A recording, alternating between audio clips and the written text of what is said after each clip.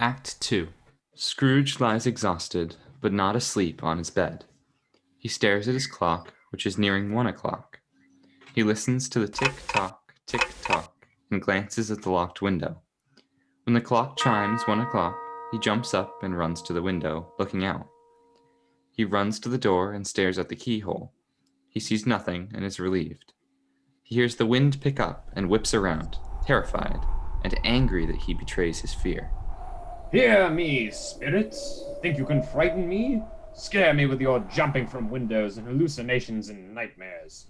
Please, come haunt me, come haunt me. I am ready for your wholesome lessons on life and love. Humbug! You'll soon realize that some men like their lives the way they are. What time is it? Ah! What kind of spectre are you? Apparently, punctuality is not an attribute to be prized among the spirit world. Well, abuse the hour as you will, spirit. I, for one, am ready. I've got a coat this time and everything. He walks toward his bed and is about to lie down when he hears a deep, resonant voice humming a tune from the other room. Scrooge freezes on the spot. Who's there? Ghost of Christmas Present continues to hum his song. Oh, yourself. Ghost does not respond, but continues humming. Scrooge takes a deep breath and walks toward the next room.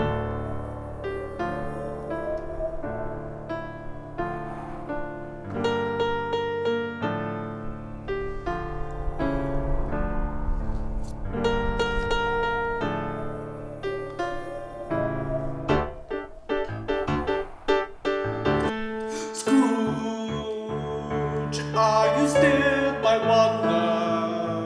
Does the roar of thunder send you under the bed? Shed your misgiving and worry. Keep your wits as we hurry along a journey ahead.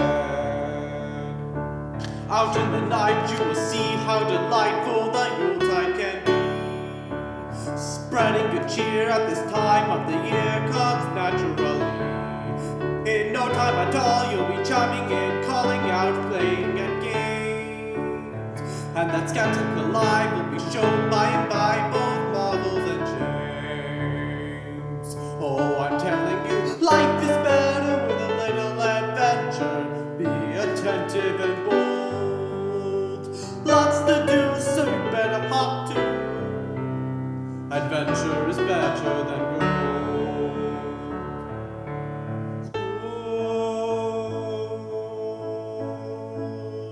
Scrooge, come. Scrooge, who has been watching the lively ghost in stillness, approaches the spirit. Spirit? Who are you? What have you come to show me? I am the ghost of Christmas Present. I should have guessed. A sight to behold, am I not? You appear quite merry. What is it you want? And why are you in such a hurry? I assume you bother me for a reason. I would just like to get on with it. Take a breath. Remember, there is always time for music. For life improves with the rhythm of music. Oh, 1,000-fold. The soul takes wing on a vibrating string. Music is better than gold. Do you really believe that the first Christmas Eve was a silent night? They were singing a song loud and long till the morning light. And when the morning arrived, the three kings revived, and no duty they knew about life and love, and God above called it witty and true.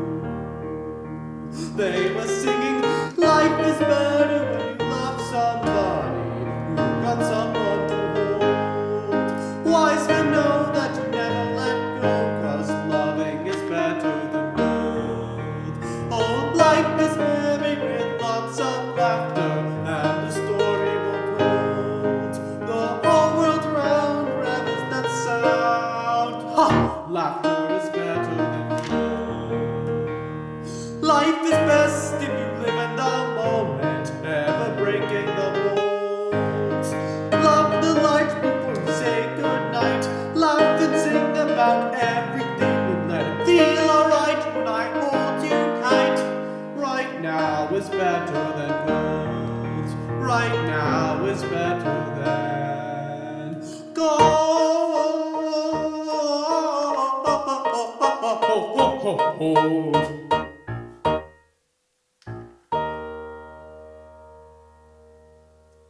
Come, let us travel to houses where your name are roses, both pity and woe. Come, Scrooge, we go.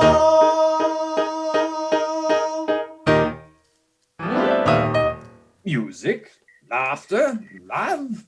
If these are your lessons, Spirit, you'll have a hard time of it. I do not hold with such things. Oh, Ebenezer, I see it will take all three spirits to soften you. One, you know, is usually enough, but no matter, we will make progress together. Scrooge and Ghost have entered a warm, merry, and run-down house, where there is a bustle to get ready for Christmas dinner. Mrs. Cratchit, Belinda Cratchit, Peter Cratchit, and 2 other Cratchit children busily prepare food.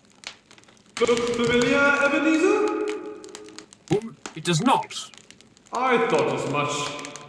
Who could I possibly know who lives here? Linda dear, make sure to set the table like I showed you.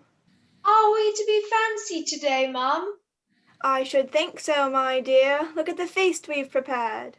Enough to feed a giant. Strike a chord of familiarity, Ebenezer? I'm not sure. What are you wearing, Peter? Is that Father's shirt? Mum, Peter's wearing Father's shirt. Yes, I am, you nag. Leave him be, Belinda. Peter, watch your words. Father lent it to me for Christmas. Did he? Looks a tad big, doesn't it? Fit 2 Peters in there, I think. It fits fine. Better than your dress. Too small. Be nice, you two. It's Christmas, and your father won't tolerate your squabbles today. He should be home with Tim at any moment. Him?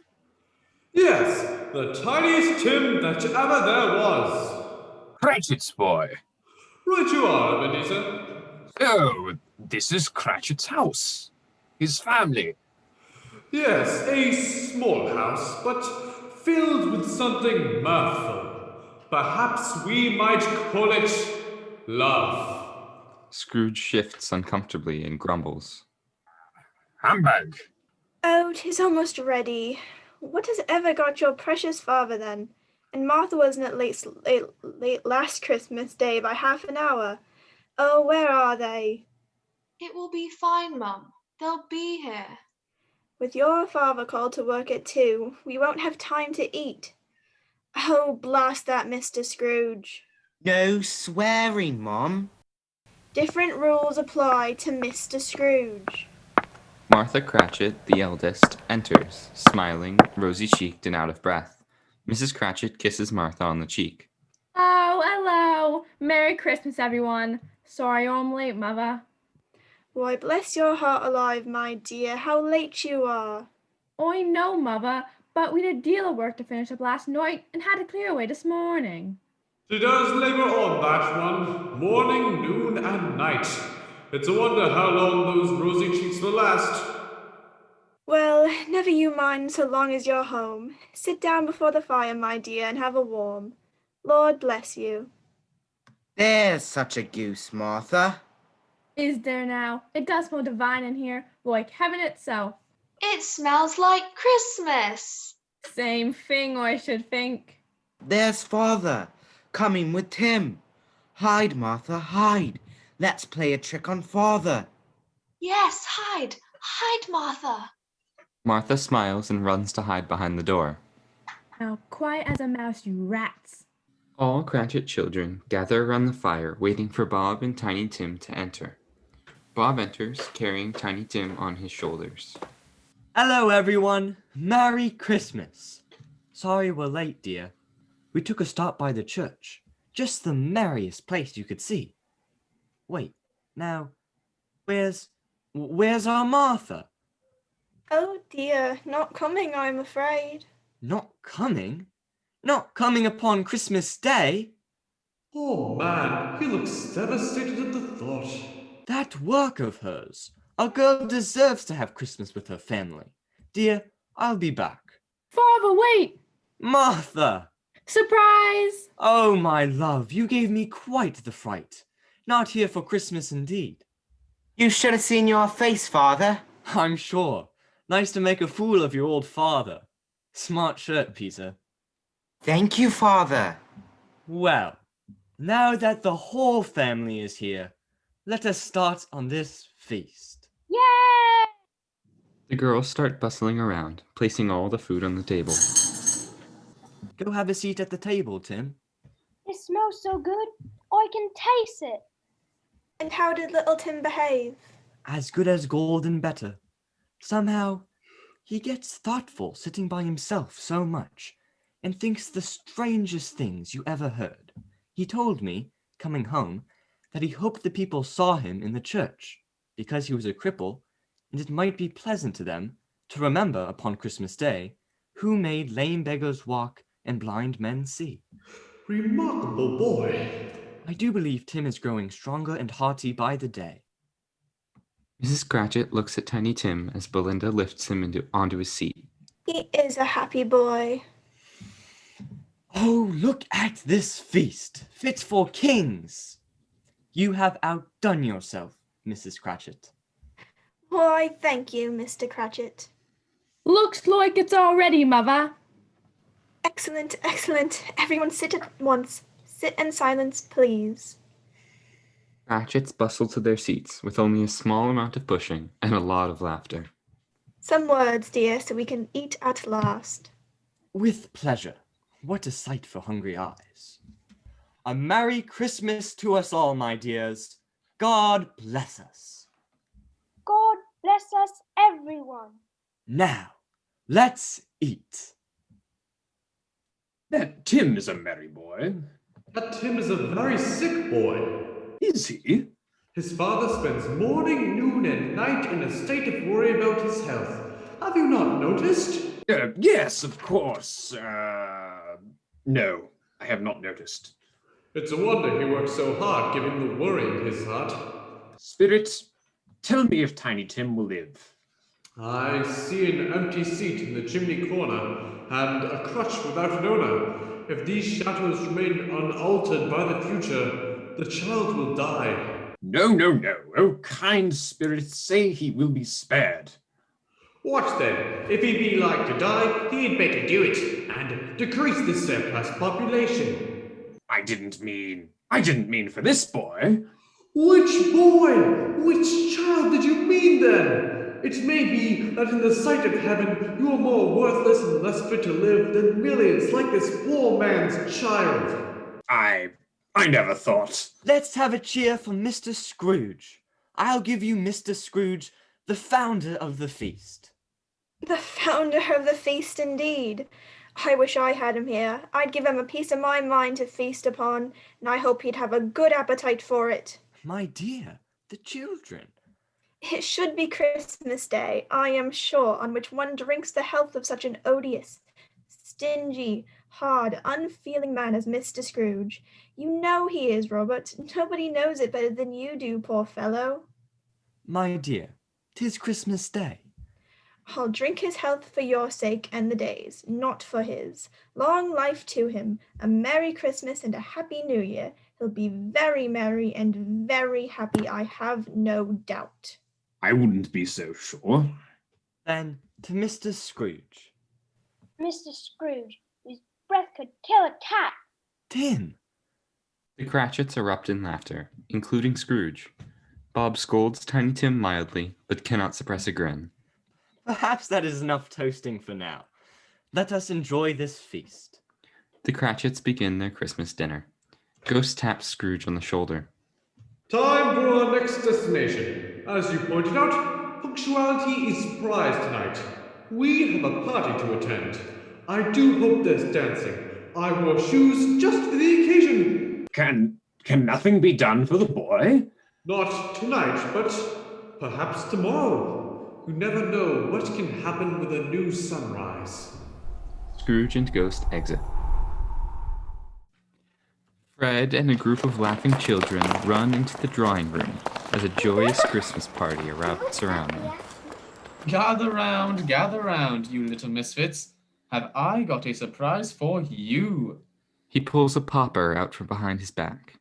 I invented it myself. No, you didn't. I most certainly did. Here, I'll show you.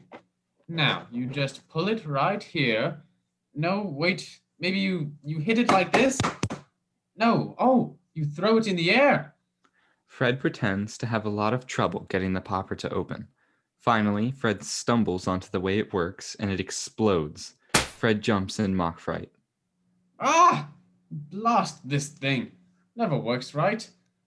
Now, run along, fast into the other room. I think someone has forgotten about an enormous Christmas cake. Hurry or it'll all be gone. Children run out of the drawing room. Fred laughs as he joins Fred's wife, Topper, and partygoers at the table. Ah, my nephew, laughing his way through life again. His Christmas party, then? I do not think I know a man more blessed in a laugh than that nephew of yours. His mother had one to rival. Ah, Fan, correct? Yes, dear Fan, if only she could see her boy tonight. Ha ha! He said that Christmas was a humbug, as I live, and he believed it too. More shame for him, Fred. Fred's wife is married tonight. He's a comical old fellow, that's the truth, and not as good-natured as he might be. However, his offenses carry their own punishment, and I have nothing to say against him. I'm sure he's very rich, Fred. At least, you always tell me so. What of that, my dear? His wealth is of no use to him. He doesn't do any good with it. He doesn't make himself comfortable with it, and he hasn't the satisfaction of thinking that he is ever going to benefit us from it. I have no patience with him. Or should you? Oh, I have. Who suffers by his ill whims? Himself, always. Here, he takes it into his head to dislike us, and he won't come and dine with us. What's the consequence? He doesn't lose much of a dinner. Indeed, I think this is a very good dinner. Here, right you are. I am stuffed as a turkey. Well, I'm very glad to hear it, because I haven't faith in these young housekeepers. The turkey was dry. What do you say, Topper? I say that a bachelor is a wretched outcast who has no right to express an opinion on the subject. He reaches toward a pretty young girl who blushes and swats his hand away. Oh, do go on, Fred. He never finishes what he begins to say. He's such a ridiculous fellow. I was going to say that the consequence of his taking a dislike to us is that he loses some pleasant memories, which could do him no harm. But I am a persistent fellow. I mean to give him the same chance every year, whether he likes it or not, for I pity him.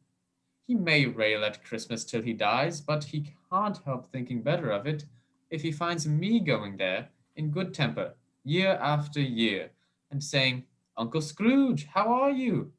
If it only puts him in the vein to leave his poor clerk £50, that's something. And I think I shook him yesterday. Let's have a game. In honor of hating Christmas. To hating Christmas. I know the one. It is a complex game of cunning and wits, one that only the masterfully brilliant can win. Ebenezer, our time is short. We do not have room for games tonight. No, spirits, please. They are about to start. Just 1/2 hour, only one. I never took you as a man for games. You heard my nephew. This is a game of wits. I dare say I am as good a match as any. Who knows of the game I speak? Oh, Is it the one I beat you at on a nightly basis? No, dear, I do not think I would let the entire party participate in that game. Come on, let's get on with the game. Some of us have plans for the later evening. My lovely revelers, this is the complex, I warrant dangerous game of yes and no. Now, the rules are the following. I have to think of something, any one person, animal, plant, living or dead, and your job, fine people, is to find out what it is, asking only questions that can be answered with a yes or no. What is held in Fred's mind? Think simple, my dears. Think simple. Fred hits Topper upside the head. Ow! Are you ready? Yes. Let the questions begin. Is it a man? No. A woman? Oh, no. This is the beast. Animal? Yes, and a vicious one at that. A live animal? Yes, very much so. It's a disagreeable animal? Yes, indeed. Of a vile nature? Yes, savage even, some may say. Oh, you do think you're clever, don't you? I'm on to you, my dear. She's a quick one, Fred's wife. Does this animal growl and grunt its way through the streets? Indeed it does. And does it haunt the streets of London? Yes, it does. Come off it, Fred. The only thing that haunts the streets of London are pigeons, and while maybe disagreeable, they are hardly savage. This beast does not live in a menagerie. No. Never killed in markets. No. What could it be? Oh, Fred is feeling clever tonight. Not a horse. No. Or an ass. No. Ooh! A chicken? No. Remember, never killed in market. A bear? A poodle? A gorilla? No, and no. Not a beast that walks on four, I presume. No, my love, it does not. At least, as far as I know. And when it growls at passers-by, does it bark out a humbug? Yes. Ha! I know! I have found it out. I know what it is, Fred. I know what it is. What is it? Why, it's your Uncle Scrooge! Fred's wife, Topper, and partygoers erupt into cheers and laughters and imitations of Scrooge. Scrooge joins in with the laughter, imitating partygoers, imitating himself, and all in all having a merry old time.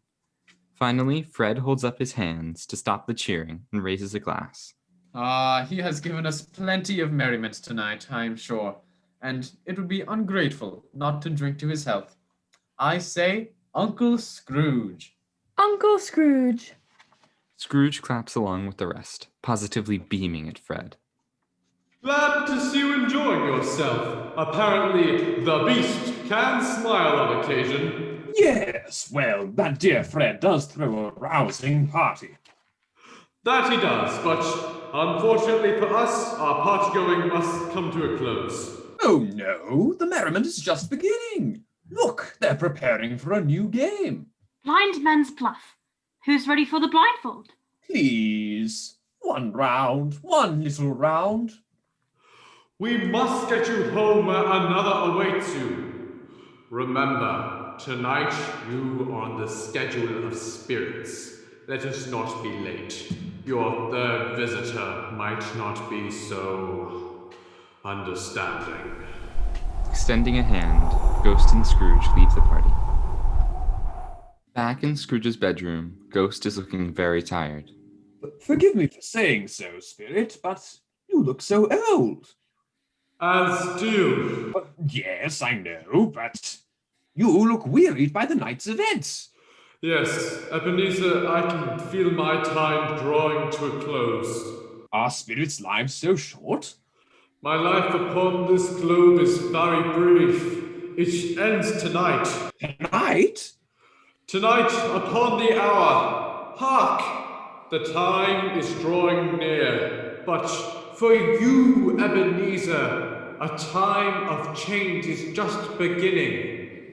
As Ghost speaks, a pair of pale hands reaches out from under his robes. Spirit? Under your robes? What beast haunts you?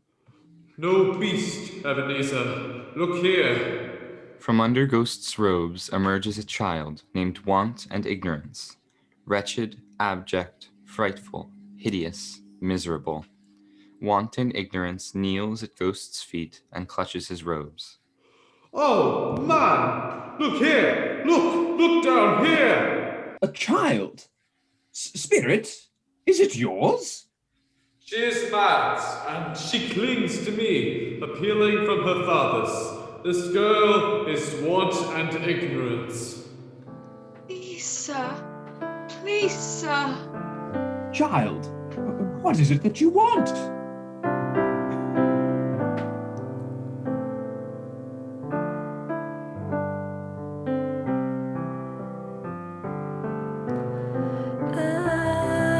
Every kid in London knows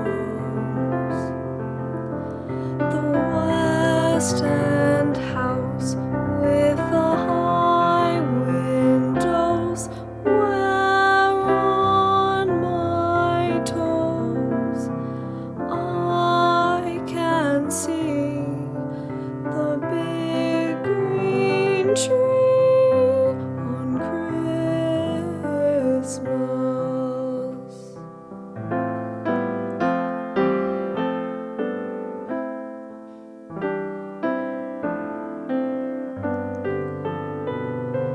School kids know part of the fun of a Christmas gift is getting the ball undone. I open one in my dreams as I trim seams on Christmas. Please, sir, I am hungry. I am thirsty too, and you can help me. Give me hope on Noel, with food for thought and for mouths as well. Then let time tell, kid by kid, the good you did on Christmas.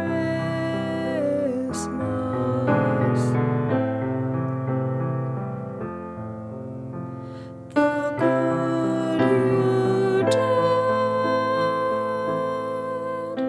on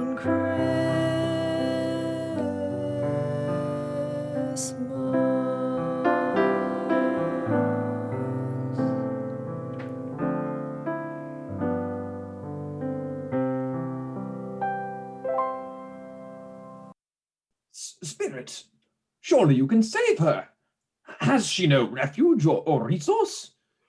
Are there no prisons? Are there no workhouses? Spirit, I know my words. When I spoke them, I was a different man. I do not know what I should do. I cannot erase the past. Please explain to me. Tell me how. Ebenezer, I have no time for explanations. My time is up. My spirit fading. Another waits to visit you tonight. One whose nature may not be so kind as my own. Be ready. Perhaps this final lesson will bring clarity to your mind, and maybe even love into your heart. The bell begins to chime, sending the room into a frenzy. As Ghost and the child disappear, Wanton Ignorance starts to wail and scream. Please, sir. Please, sir. Help me, sir. No, Spirit, wait. I want to help. Please don't go. Don't leave me alone. As Scrooge speaks these words, the bell chimes for the last time, and a silent phantom, clothed in a black hood, slides into the room, gliding along the floor toward a terrified Scrooge. Scrooge, out of fear or respect, kneels down before Ghost of Christmas Future, showing deference. Am I in the presence of the ghost of Christmas yet to come? Ghost gives an almost imperceptible nod of his head and extends a hand. Spirit, I would be foolish to deny that your presence fills me with a certain dread. I fear you more than any other spectre I have seen tonight. But I know your purpose is to do me good. And as I can feel a change upon me, a desire to change upon the morning sun, I am prepared to willingly bear you company and do it with a thankful heart.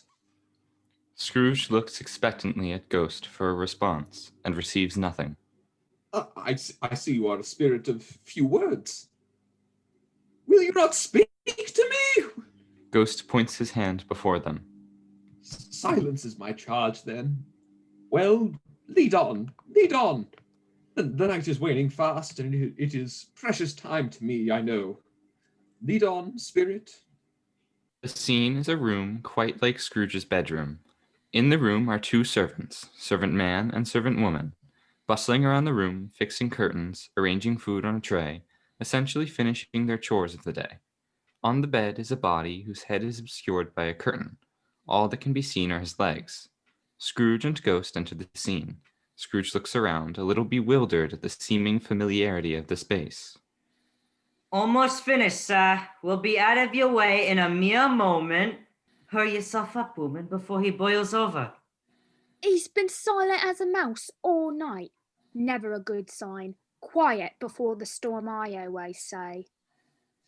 Your dinner's on the table, sir.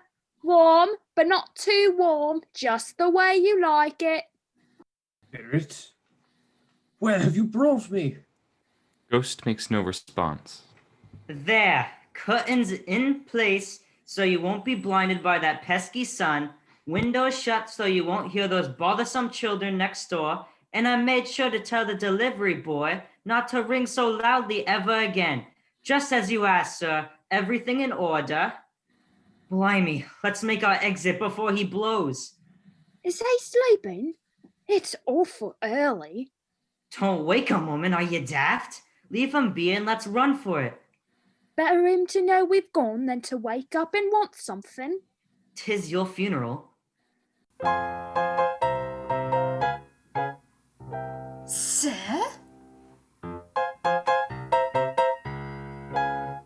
He's dead! Do you think he's dead? Really dead? Dead as a stone!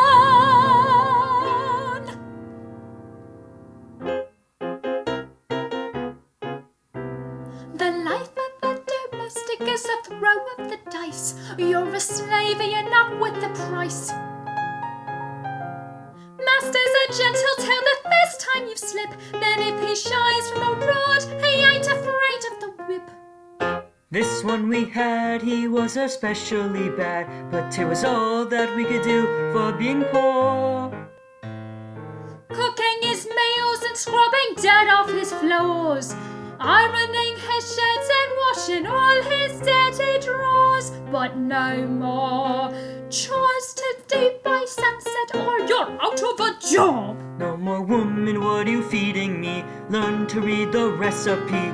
Got what you deserve then, and I'm glad that you did. When they throw you in the coffin, I've been nailing in the lid. Ring out the bells, for hell's got another one coming. Everyone there make room. He'll be served for appetizers in the circle of the misers as he suffers for his greed and gloom. We've just a tiny bit of business to do before we take our last leave of you. As we have been longing to. A little matter of wages made, wages that your death leaves us yet unpaid. Since you're late, the rate will inflate. Now don't pretend you don't owe us a harm. I think it's fair we just take our share for whatever goods we leave behind. The auctioneer will call, and after all our faithful service, we've a claim to the lot. Charge him for the years we spent, extra for his temperament. Not exactly stealing if he owes us a debt. If we collect a little more, that's better yet. Thank you, old man, it's been grand. I hope you understand we're taking some souvenirs. So sorry you're gone, but we'll somehow have to carry on, and money will dry our tears.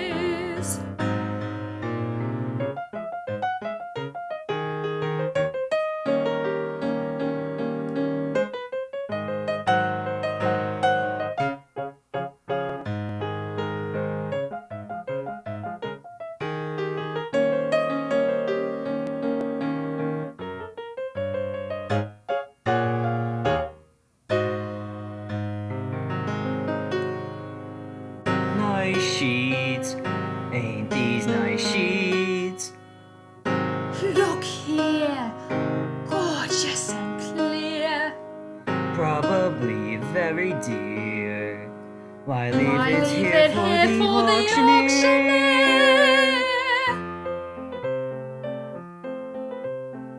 Silver buttons, Purple velvet, look at this lace. exquisite taste. Lovely slippers. They look very comfortable. Corduroy trousers, and every last stitch of it's going to be ours. Life isn't very kind. Gotta live or find you're left behind. So go on, take it if it helps you make things seem a little more like things ought to have been. If you need a coat, better steal a coat, Otherwise you'll freeze. No one's one gonna anywhere, care. not a single tear if you disappear. Don't ask anyone to We're help you, already we're already helping ourselves.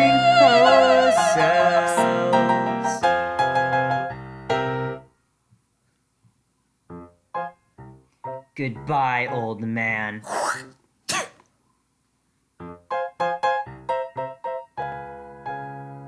And I'm back to you.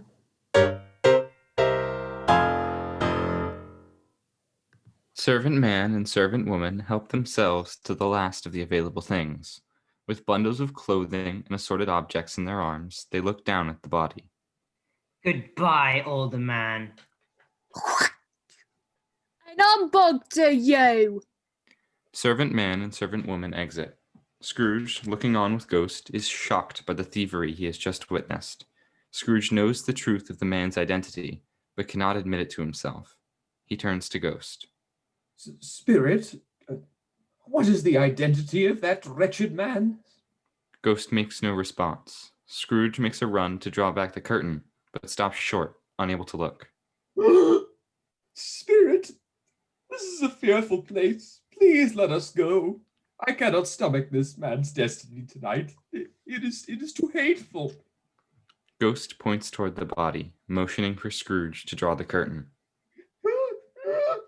No man deserves this. No man's spirit. Please, I beg of you, let me see some tenderness connected with a death. Scrooge runs up to Bob Cratchit and tries to speak with him. Cratchit? Cratchit, good man. I knew you were kind of heart. He mourns this lost spirit, does he not? And the Cratchit family, oh, the dear Cratchit family, all joined to pay tribute to the man. Everyone, but where is that boy? That Tim? Not too weak, I hope, to march with his family. At these words, Ghost points to a body being carried on a bier behind the Cratchit family. The body being carried is quite small. The procession moves across the stage. Spirits, do not play jokes with me tonight. Whose body do these people carry? Is that a child spirit? Oh, my Tim. My dear Tim. Bob holds Mrs. Cratchit close as the procession exits. Surely not. Not Tim. Never did a child deserve more in life. Please tell me it is not too late. Tell me it is not too late. The scene swirls again into an empty graveyard, save for Bob kneeling beside a gravestone. Cratchit. Cratchit? He runs up to get a closer look, then sees the name on the grave. Timothy Cratchit? Oh, spirit! This father is destroyed. Look at his face. Hello, Tim. I promised to visit every Sunday, and here I am, good as my word. Your mother wanted to come, but she was feeling a bit under the weather. Needed a bit more time in bed. Your brothers and sisters send their love. Peter has just started a new apprenticeship. Mr. Scrooge's nephew, Fred, helped him to it. That dear man. A bit more giving than his uncle, I dare say. A great deal more giving, but I shan't speak ill of the... It's a bit colder around the house without you here, Tim. I find myself chilled to the bone these days. Your stool in the corner. So empty.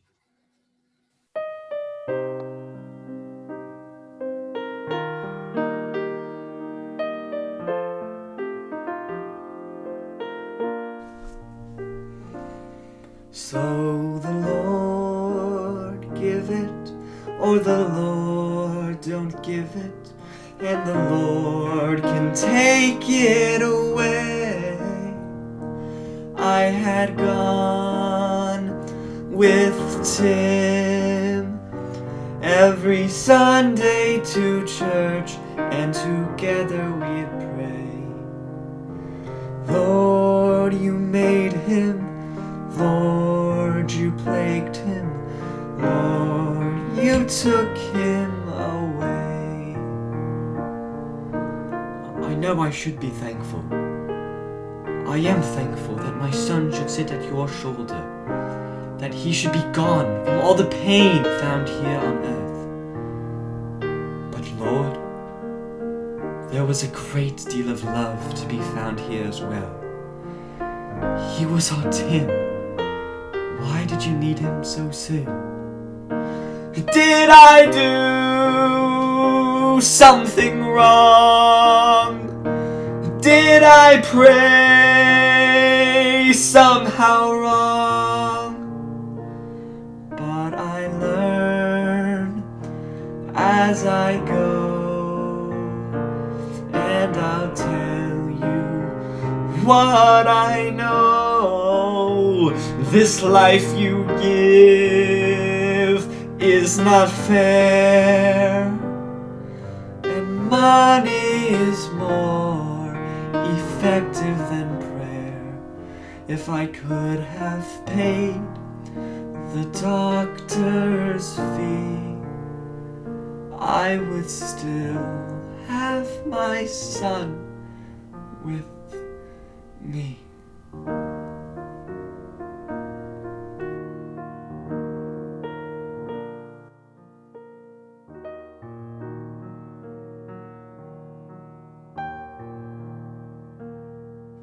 Oh, Cratchit, I am so sorry.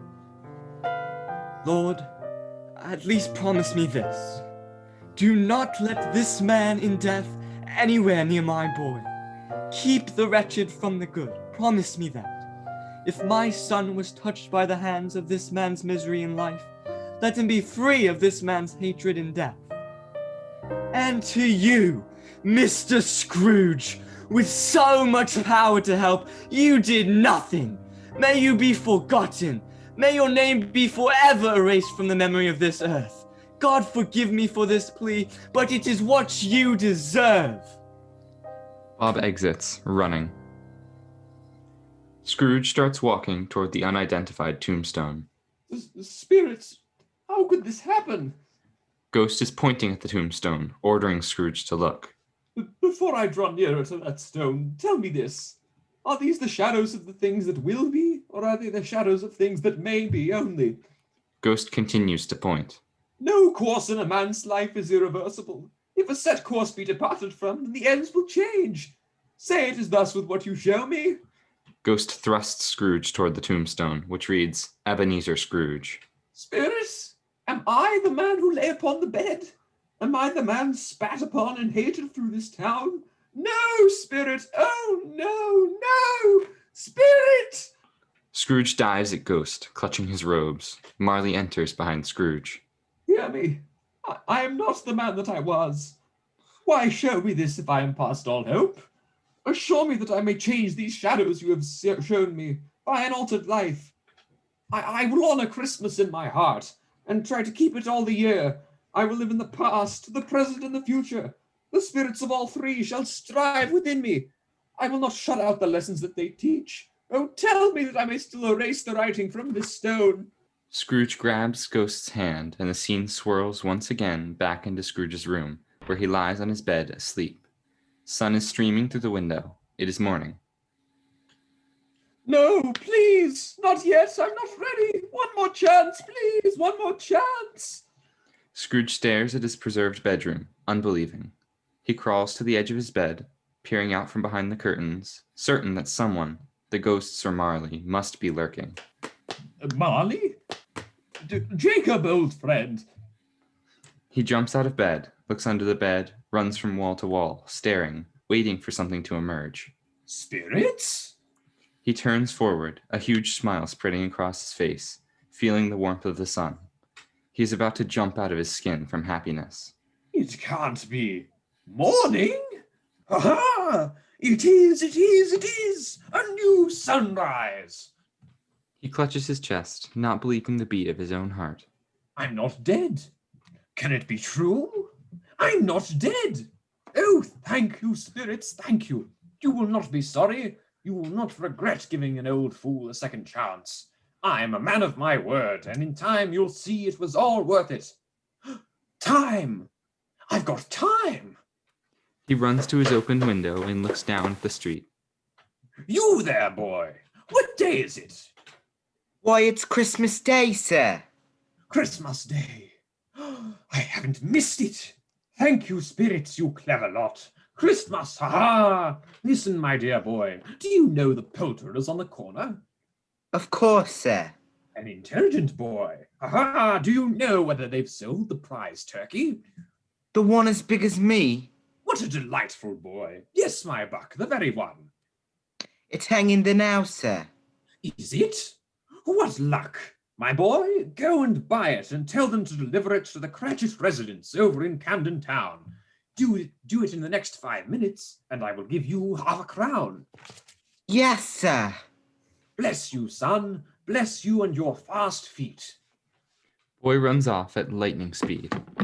Scrooge runs down the street and skips and jumps along the sidewalk. Charity Man enters. Scrooge starts to run toward him. You, sir! You, sir! Charity Man mistakes Scrooge's enthusiasm for the malice he has encountered earlier. He turns and tries to run in the opposite direction. No, wait! Please wait! I mean you no harm! Charity Man reluctantly turns around. See? Nothing to be afraid of. Just a happy old man on Christmas. Mr. Scrooge, I haven't time for insults. I am off to help at those institutions you find so revolting. I would like to be on my way. But that's just it. I am not the same rotten, cruel miser you met yesterday. I am changed. Changed? Mr. Scrooge. You look doubtful, sir. Oh, no, Mr. Scrooge. I am not one to judge. But, well, yes, I suppose I am a bit doubtful. Well, I would like to offer my deepest apologies for my appalling nature. Oh, no, don't be bothered, sir. But I'm quite busy, so if you don't mind... But perhaps you need something a little more concrete. Some proof, some physical evidence of my transformation. He reaches into his pocket and pulls out a very heavy bag. Maybe you could put this to good use in one of those fine institutions which you so humbly support. Mr. Scrooge, there must be a small fortune in here. Too small, I'm afraid, but it's a start. I should say so. Oh, thank you, Mr. Scrooge. This will not go to waste. Thank you, sir, and very Merry Christmas. It shall be a wonderful day. Yes, it shall. Merry Christmas. Scrooge continues to Fred's house. Fred! Fred! Fred opens his door. What? Why, Uncle? Whatever is the matter? Matter, Fred? How could anything be the matter upon such a glorious Christmas day? Uncle, are you quite well? Never better, dear Fred, never better. But I come to you like a dog with its tail between his legs, and I beg your pardon. You have a heart like your dear mother's, and I wish I had appreciated it before. Never you mind that, Uncle. You are far too forgiving. But, nephew, is it too late to partake of your Christmas dinner? No, no, Uncle, not too late at all. Nothing would make me happier. Nor I. At 4, the festivities will begin. 4 it is. Oh, and Fred, might we play some games? Games, Uncle? I do love games. Oh, we will have a rousing good time, Uncle. A rousing good time. Merry Christmas. Scrooge moves from Fred's house to the office. Bob Cratchit walks in a second or two after Scrooge. Bob Cratchit? What do you mean by coming here at this time of day? I am very sorry, sir. I am behind in my time. Yes, I think you are. Step this way, if you please. It's only once a year, sir. It shall not be repeated. I was making rather merry this morning, sir. Now, I'll tell you what, my friend. I'm not going to stand this sort of thing any longer. And therefore, I am going to raise your salary. What? Excuse me, sir. What did you say? A raise in salary, Bob. You heard correct. A Merry Christmas, Bob. A merrier Christmas, my good fellow, than I have given you for many a year. A Merry Christmas to you as well, sir. Bob, a man so good as yourself has no reason to forgive a man that has been so hateful. Oh, no, sir. There's no need. Yes, I'm afraid there is, Bob. I must ask if you can forgive an old man with a wounded heart. Of course, sir. Oh, excellent, excellent. Now, forgiveness is one thing, atonement another. And I shall waste no time. I'll raise your salary and endeavor to assist your struggling family. And Bob? Yes, sir? How is your dear son, that rascal Tiny Tim, feeling today? Oh, sir, a bit weak, but full of Christmas spirit. Nothing like Christmas to revive a soul. But, Bob, we must be sure to take care of Tim's health all year round. I'll be damned if we cannot have all the doctors in London at your doorstep by morning. He shall be running about by the new year, if I have anything to say about it. Sir, I do not know what to say. Your forgiveness is enough. Merry Christmas, Bob Cratchit. Oh, there you go. You see? I told you there was magic in this story. My friend Mr. Scrooge learned a lesson that night. In the midst of all that ghostly madness, he rediscovered something quite wonderful. Love. Unless you think old Wheezy Neezy had a relapse of spirit after the eggnog wore off, let me assure you, he was a changed man. From his toes to his heart to his head, he was happy. Be good tonight. Be kind of heart. Otherwise, you might find a spirit knocking on your door. Good night, and have a Merry Christmas.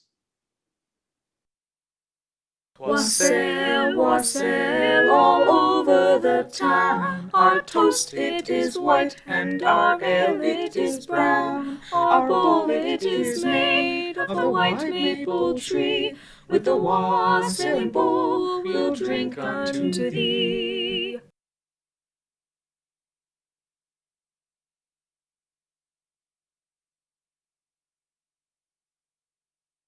So here is to Cherry and to his right cheek. Pray God send our master a good piece of beef, a good piece of beef, that may we all see. With the wassailing bowl we'll drink unto thee.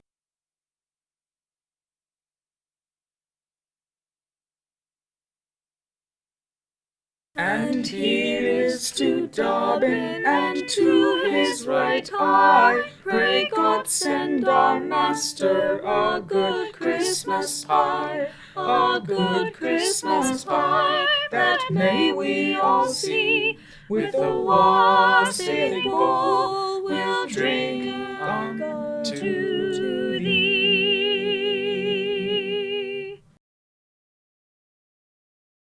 God rest ye merry gentlemen, let nothing you dismay.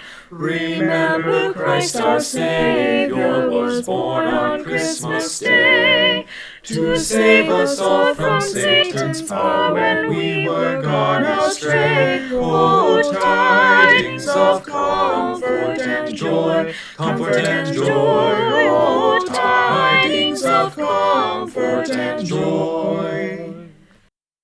In Bethlehem in Israel this blessed babe was born, and laid within a manger upon this blessed morn. The which his mother Mary did nothing take in scorn. Oh, tidings of comfort and joy, comfort and joy. Oh, tidings of comfort and joy. From God our heavenly Father a blessed angel came, and unto certain shepherds brought tidings of the same, how that in Bethlehem was born the Son of God by name. Oh, tidings of comfort and joy, comfort and joy. Oh, tidings of comfort and joy.